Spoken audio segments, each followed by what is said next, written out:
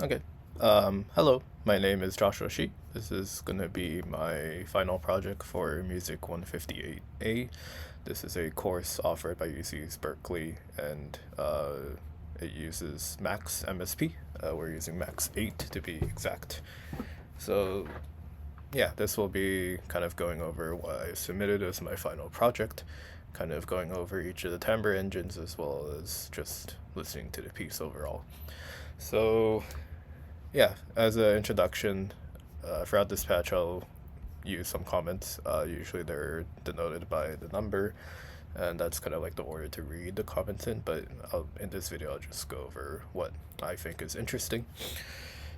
Um, as an overview, we'll start off with just this piece is inspired and also kind of like trying to recreate a video game main menu music. The link to said music is on this patch. Um, but yeah, it's not a one-to-one recreation, so like the timbres of the main voices, the rhythms might be a little bit different, and it's also overall shorter, but this is kind of what I thought sounded nice enough to submit as my project. Um, yeah, so just starting the patch, we'll listen to it a little bit first, like one complete loop, and then I'll talk a little bit about the little parts of it.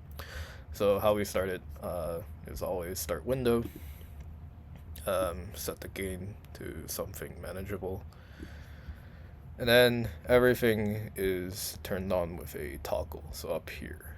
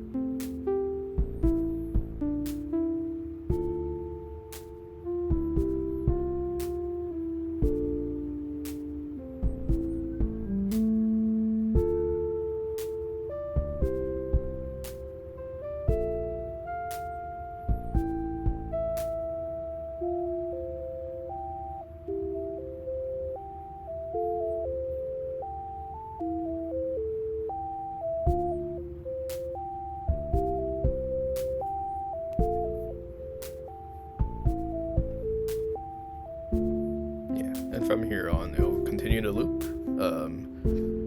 Stop it first. So yeah, a lot of timbres. The part I was focusing on, at least in that last loop, was showing kind of the different main voices.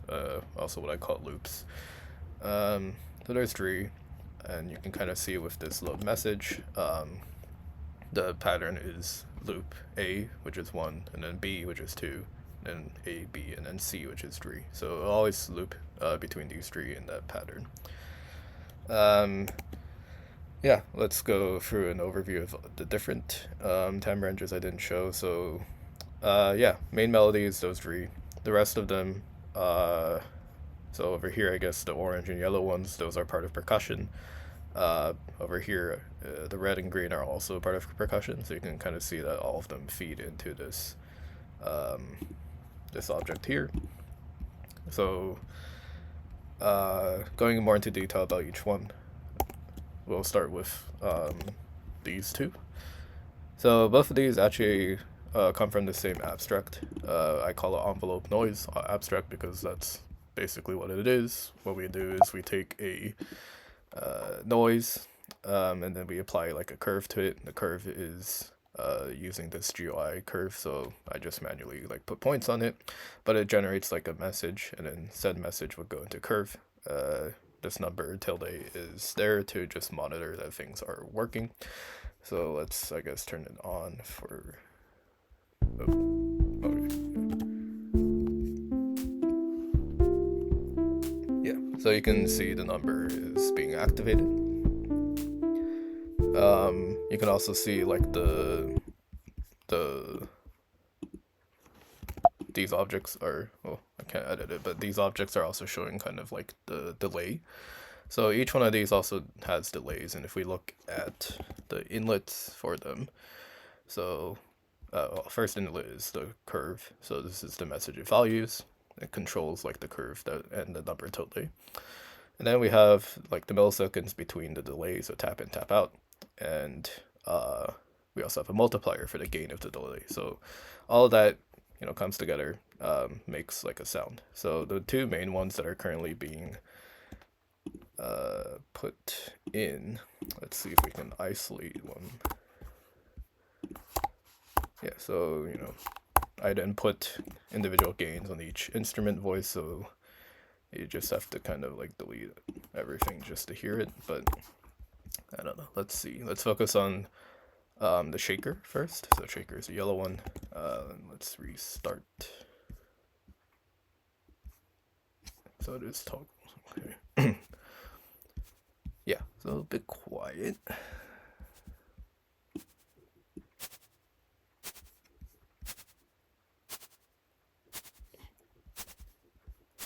Yeah, so it's just following this curve basically, and having that delay at a certain, I guess, frequency. What did I put? 100 milliseconds between the tap in, tap out kind of creates this little shaking effect. If you change the duration of that, you can kind of basically change the speed of the shake. So I thought that was pretty neat. Now the other one that uses envelope noise is a clap. So this clap, like the only real different things are the shape, like the envelope that you're, I guess, throwing into it. What else? The delay between the delays are shorter, and then also it gets quieter much faster each time. So when we play this,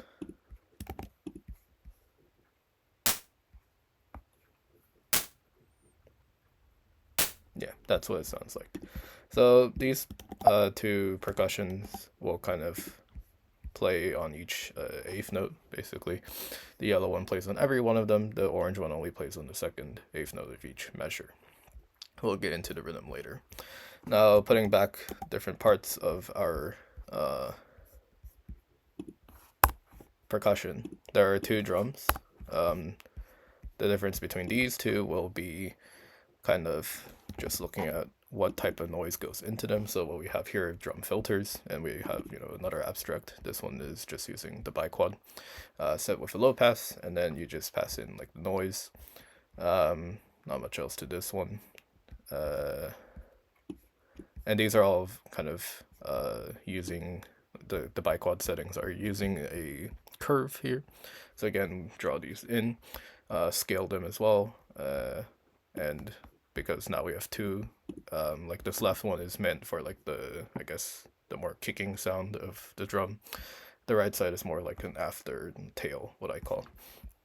Yeah, so this is going to be the abstract for that. When we, are they isolated? Yeah, when we just listen to, let's listen to one first. Let's say the red one.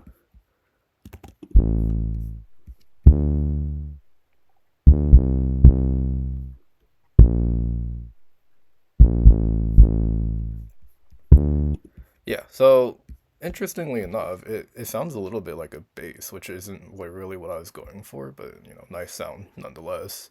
Um, you know, if you wanted a real bass sound, it would kind of use Carplus Strong.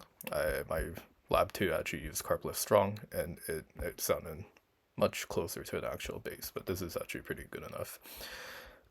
So yeah, the MIDI value, which is just this integer, is being passed into saw, and then that's being passed to drum abstract. Actually, let's take a look at drum abstract while it's playing.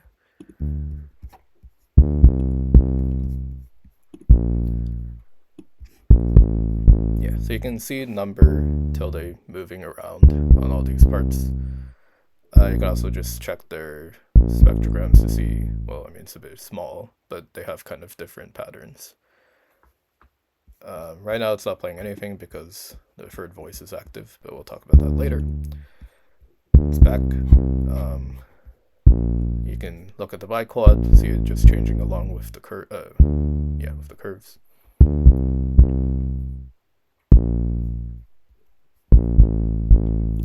Now let's listen to the atonal one. The atonal one was the green one. Let's start it. So in this one, right, the tail's a lot more audible, let's say.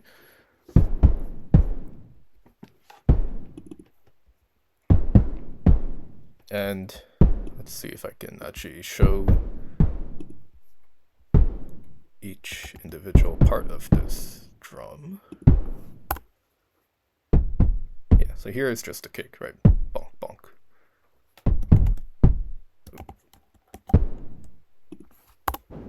And the right is kind of like the tail part. So, I mean, yeah, so you can see by the envelopes, the functions being passed in. Hold on, let me turn it off. Yeah, so you can kind of see the difference in the curves.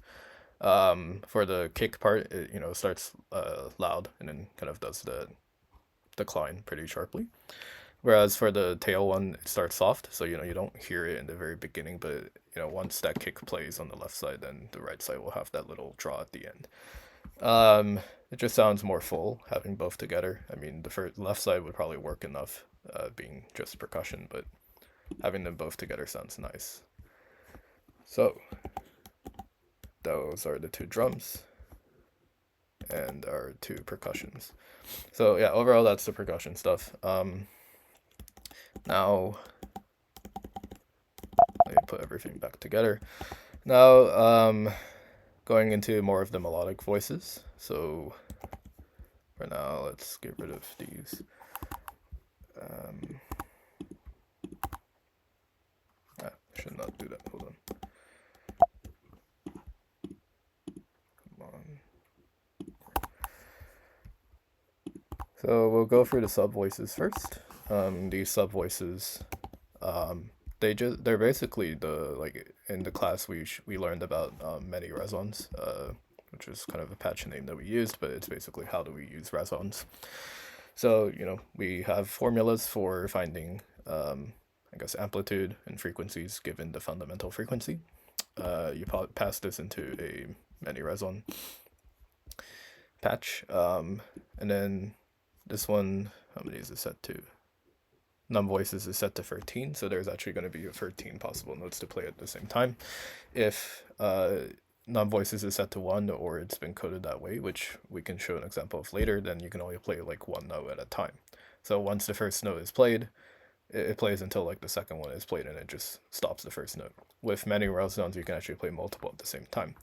That kind of creates this overlapping effect, which is cool, but be warned that the more voices you add on, the more CPU it's going to take. It actually overtook one of my other laptops, like that one wasn't strong enough to play this.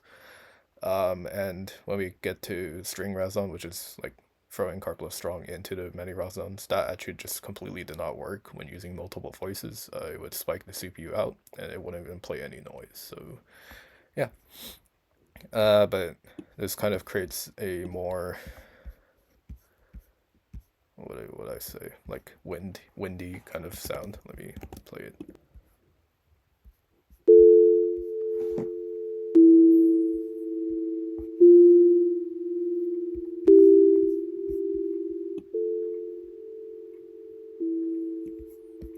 Yeah, so there's two of them right now. Their settings should be the same. Yeah, so their settings are the same. The notes they're playing are a tad bit different, so then you kind of get like that third interval. And also the what I call sub voice 1 has a slight delay to it. This delay, yeah, so you can kind of see the patch cord just running there, but the delay is supposed to represent around like a 5/12 note, so it's just ever so slightly delayed from the first one, so like it kind of creates a, they're not together, so I think it creates a little bit more interesting of a noise. Yeah, anyway, these both kind of create this like harmony for the main melodies, and they play along with they play all the time. So yeah, that's many. The reson voices is having multiple resons. And yeah, that's all like the background noise. That is not the melody. Let's put everything back. Yeah. Now we'll talk about the main melodies. Um, get rid of the rest. And yeah, so three voices. The first one, um, it uses the same timbre engine as like the two sub voices I just talked about. So reson voices again. This one, setting amp curve to something high, like 3.5 in my case, it creates more of a smooth noise, in my opinion, as well as, setting decay to something higher, so it kind of like overlaps with each other. And remember, this is the one that's able to overlap, so you can kind of hear like two notes overlapping with each other, especially if you set decay, decay higher. But yeah, so if we, I don't know what, we're on voice 3, so if we wait for voice 1,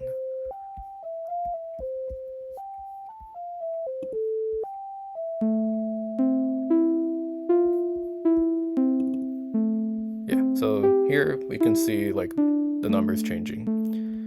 These are all calculated by this box here, and then we throw it into many resons. Yeah, so that's voice 1. Voice 2, now this is where things start to get a bit different. This is actually where it builds off of MyLab 2. So we'll go deep down first, talk a little bit about Karplus Strong, the string plucking simulator. So this is okay. So first, looking at this part, this is like the many resons patch. Got pretty much the same structure to it. The only thing is instead of using noise, we use what is called string abstract. String abstract over here is a bigger patch with really only one sub abstract sub patch. But when we look into this complete string engine, well, it's stuck to reverb, but let's take one more step in. This is Karplus Strong. When I created this patch, it was before I read the textbook section on it, and before we learned about it in class. So my implementation of it is a little bit different from how it should be taught in 158A. But general, did I change it? Okay, but yeah, general like flow of stuff is going to be the same. You're going to have pulse, some delay, and then a low pass filter. So what do we have? Yeah, so actually there's also another part of this Karplus Strong engine is that I realized in my first lab that the way I built this, the notes did not like the notes were very clear and had vibration like a real string would, only if they're in a lower range, so like the range of a cello or a bass, then it would sound fine. Once we move beyond that, so like higher pitches, so like even starting from C4, it's starting to struggle a little bit. Higher pitches kind of don't have as much of a ring to them, and it sounded like really dull when I played it. In fact, it was off tune. So this patch also has what I call a frequency offset, but it's basically just adding back some of the delay time used in the calculation of Karplus Strong. By doing that, the higher frequencies can ring a little bit more, so it's kind of dynamic to how a real string should sound. So now the pitch is kind of in tune a little bit, much better than it used to be with this implementation. I left in a little note explaining a little bit more. So I noticed around MIDI 60 is where like the notes started to get off tune. So 60 is middle C, right? What I kept hearing from my patch was like a very flat C. If anything, it almost sounded like a B. So yeah, I played with the low pass filter here. I set it to a value I liked, and then I just found like a linear relationship. So I took the frequency, or the delay used in when the MIDI was set to 60 and I thought it sounded nice, I used that value, subtracted it to the normal one used by MIDI 48, and just kind of created a line from that. It seems to work. It's probably not mathematically good, but like it does sound a little bit better in my opinion. And that's the entire reason why I was able to use my Carplus Strong on higher pitches. Like in the past, I don't think it would have sounded nearly as good as it is now. Moving back up one, this is my complete string engine, or so I call it. It's only controlling the Carplus Strong implementation, and then adding a little reverb to it. I found the reverb kind of made it help it ring even better. Yeah, so these values, 7 to 11 inputs, those will be setting the reverb options. The rest of the ones before is a 6 to 1 are kind of more so on Carplus Strong itself. And then when we close out of these two, color coded, because this was actually taken from my lab 2. So it's not shown here, but like the message box. So this one, yeah. Message box has a preset that I found was good enough to make pizzicato noise. I originally had a Boeing one as well. The main difference was that the Boeing pulse length was a little higher, so I think it was set to like 1000 or something. So that way it sounded like everything was connected. A problem I noticed after I submitted the lab was that it also created a really loud booming noise, like in the lower frequencies. It sounded like, a car driving by. I'm not too sure where it came from, but I didn't use it this time, so yeah, we only have pizzicato settings. But yeah, so I found that when you put Carplus Strong as the input noise for like the resonance object, the many resonance object, it actually sounded a bit more like a wind instrument than Boeing. Like I expected it to be a Boeing sound, or at least retain some quality of a string pluck noise. Didn't do that, so I thought it was interesting. I think it's creating a really smooth noise, which I like. Also, it has a little bit of inherent vibrato to it. I'm not too sure why it's doing that. I suspect it's probably the delay as part of Carplus Strong. But either way, it was pretty interesting to hear, so I used it as like the second main timbre in this project. And just to show again what I mean by the delay is, just how Carplus Strong works is that you have a tap in, tap out. What comes out of tap out, you make it softer first. If you set this to 1, it will like recursively get louder, and at that point you will probably blow your speakers up. I did that a lot of times in lab 2, so just be careful if you're doing that with Carplus. But yeah, it feeds back into tap in, and that's kind of what we create a vibrating sound of a string. Okay, enough talking. Let us try listening to one of the string to reson.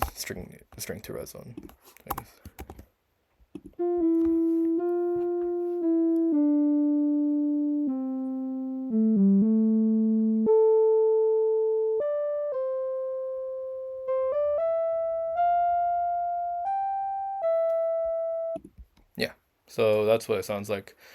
You on the higher one, so the highest C that it played, it seems to be MIDI value 79, I guess. No.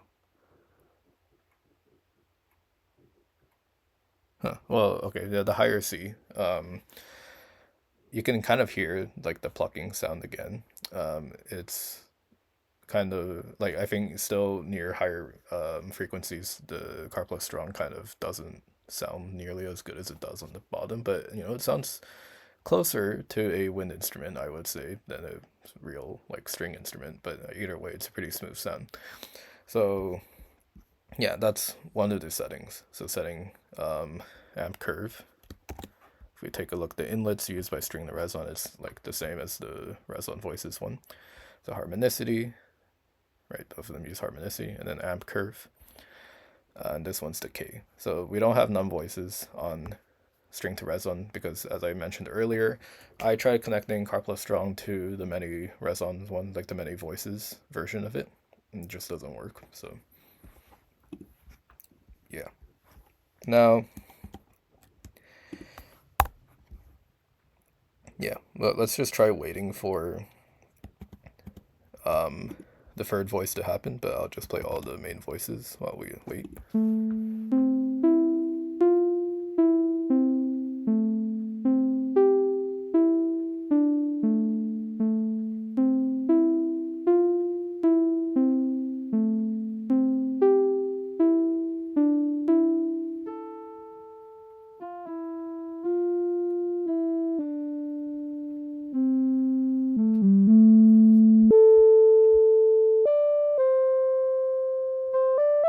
There's a slight vibrato, not too much, but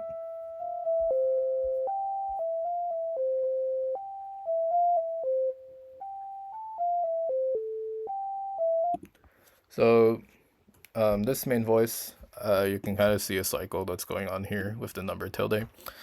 It is adding even more vibrato to it. It's not too apparent, but when I was manually setting in the values of the other ones, I noticed that like from range, what's it set to now is negative 0.005 to positive 0.005, then the pitch would slightly change. So I kind of wanted to automate that, so using cycle.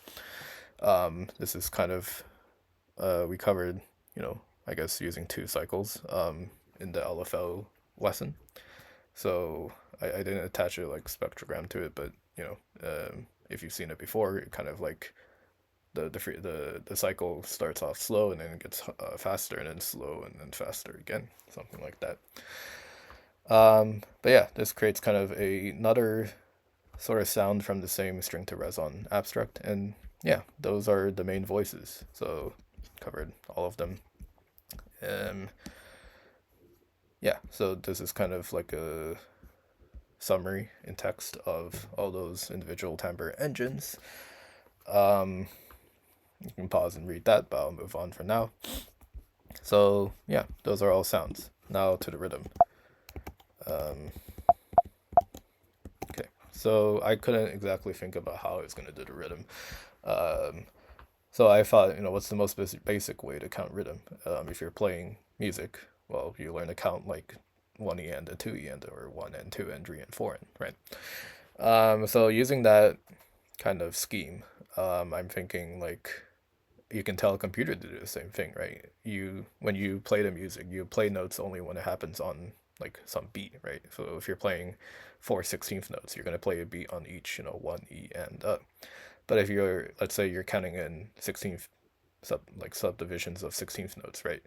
And you have 2/8 notes, then you're only gonna play on one and, right? One and sorry, 1 and 2 and, right? So yeah, that's what Score Reader is trying to do. Score Reader is a variant of the step sequencers from this class, but all it does is it takes in a message, a list from the message. Right now it's malformed, whatever. But it looks through each index of this list.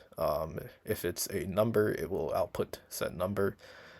If it's not, so in this case I use dash, but it can be anything that's not an integer, then it doesn't really output anything. So like for example, you can actually see right now in the message, ZL_lookup is seeing a dash, which means nothing's going to get routed through because it's not an integer, right?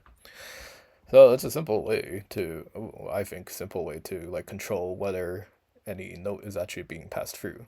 And the first input is a bang, so how it's meant to be used, and I kind of write a little bit about it here on number 4, is you're supposed to have like a metro that like bangs out at a certain set timing, and it should be a bang on every like subdivision you're using. It's then up to Score Reader to figure out, should I play a note on this bang or not. So if you keep banging out like 16th notes, then what you can do is, how you can create rhythm is like put a note and count how many 16th rests you need to like put in to space out the note. And then the next time it sees a number, it'll play that note. And then if it doesn't see a number after that, it just doesn't play anything. But yeah, that's the general overview of how I implemented rhythm. You can actually see I used a lot of them. Like every box is what I consider one instrument. They all have Score Reader on them, except these, I guess. Yeah, for these it's just because like there's no like, I guess, tones to play, so they're just set to bangs. The exception of that would actually be the atonal kick drum. This one, and I keep a note up here. It doesn't exactly matter what note we're banging out. It's just because the thing is atonal, so the only, I guess, use that Score Reader is doing is that because it only outputs a number, and it doesn't output the dashes, that means it can still create rhythm as long as you give it like the correct amount of dashes. Yeah, and so when it bangs out a number, the number will create a bang, and that bang will activate the actual instrument. And yeah, that's the general kind of structure of each of these instruments, right? Score reader, instrument, output. Yeah. Yeah, so that's half of the rhythm. The other half is going to be subdivider metro.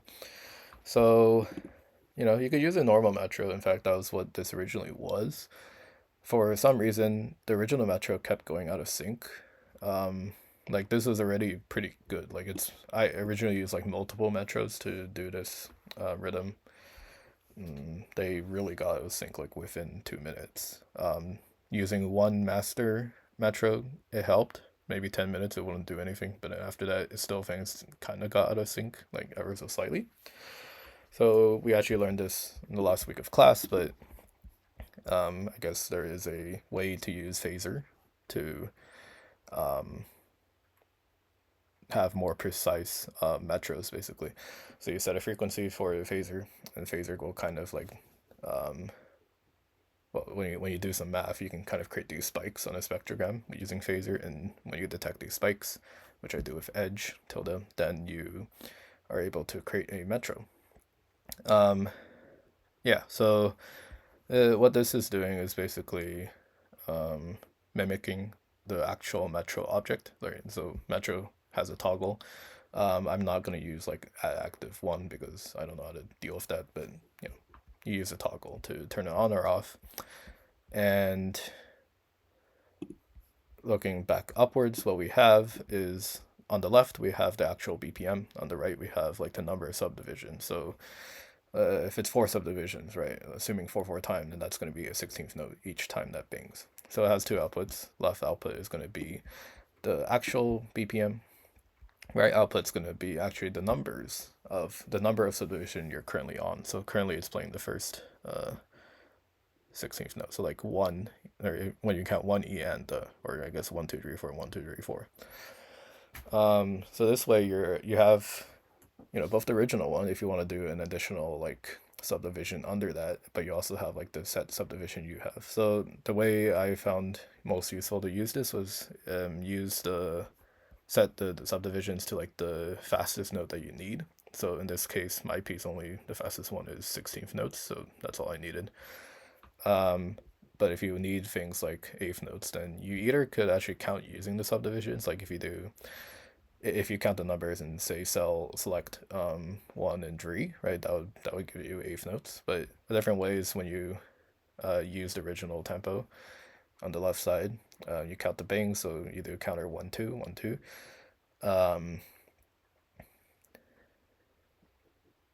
Those actually would not be 8th notes, but yeah, you can count, and then given the count, you can actually activate your other parts of the timbre engines. So that's how the time control works for this. Now on this third box, this is what controls the switching between each melody. So each melody or loop is going to be around 4 measures. The third melody has a little tweak in that it's the same. It's actually only two measures, but it repeats twice, so it still takes up 4 measures of time. But on the first time you run it, it shuts off all the percussion. So this is what this cell is for, and the blue lines are, well, the blue and red lines are controlling like which one like turns on and turn off the percussion. So when you multiply 0 against the signal coming from the percussion, then it basically mutes it. If you multiply by 1, then it's full volume. So that's how I control the percussion on the third melody. But yeah, that's time control. And overall, when you combine it, then it creates that melody that we've heard. So right now it's on the second repeat of the third melody, and that's why percussion's back on. Okay, so you can now hopefully understand a little bit what score reader is doing. So right now it's outputting 1 because the first value in the list is 1. When it hits 64, it toggles score reader again, and that's when it switches to the next integer, which is 2. And actually you can look at the number box, and that'll hopefully, like, if you count the melody yourself, you should see the integer box kind of changing along with the melody. So remember, every time there's a dash, it won't output anything, but if there's a number, it will.